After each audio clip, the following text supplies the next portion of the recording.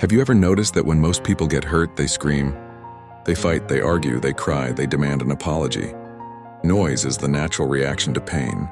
But then there is the 1%. There are people who, when shattered to their core, don't say a single word. They don't block you, they don't yell, and they don't write long paragraphs explaining why they are angry. They just go silent. And if you have ever been on the receiving end of that silence, you know it is infinitely more terrifying than any argument.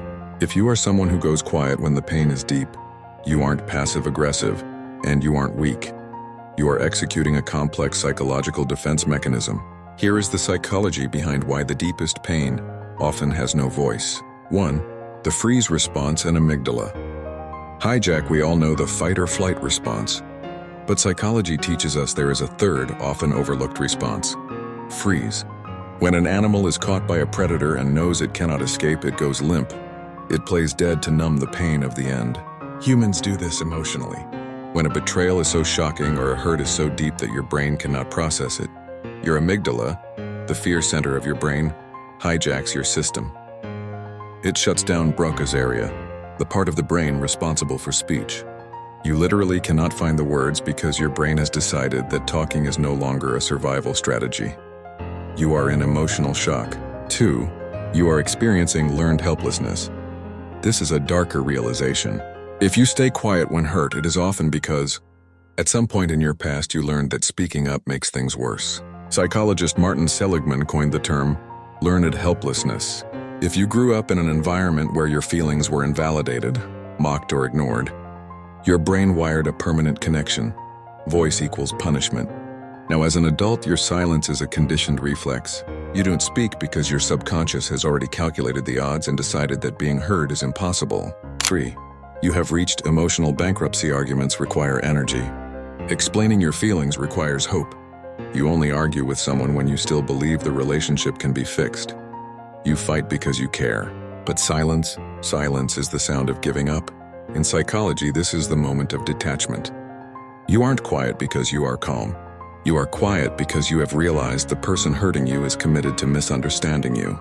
You are conserving your remaining energy for your own survival, rather than wasting it on a lost cause. For the observer, personality people who stay quiet are often high in intrapersonal intelligence. You process information deeply and internally. While others process their emotions externally by talking, you need to retreat into your mind palace to understand what just happened. You are analyzing the intent, the consequence, and the future of the connection. You aren't ignoring the problem, you are dissecting it. You are waiting until your logic overrides your emotion, so that when you finally do speak, you don't say something you regret, or you realize there is nothing left to say at all. 5. Silence as the ultimate boundary for the emotionally mature. Silence is a power move. It is a refusal to engage in toxicity. Psychologists call this the gray rock method, or simply disengaging. By denying the other person your reaction, you deny them narcissistic supply. You are taking back control. You are signaling that their behavior was so unacceptable that it doesn't even merit a response. You are showing them that access to your voice is a privilege, and they just lost it. So what is the lesson here? If you are the person who goes quiet, know this.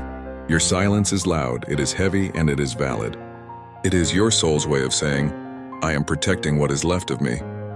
But remember, while silence protects you, it also builds walls. Don't let the silence that saves you become the prison that isolates you. If you are someone who suffers in silence, leave a in the comments. Just 3 dots. Let's see how many of us are quietly understanding each other.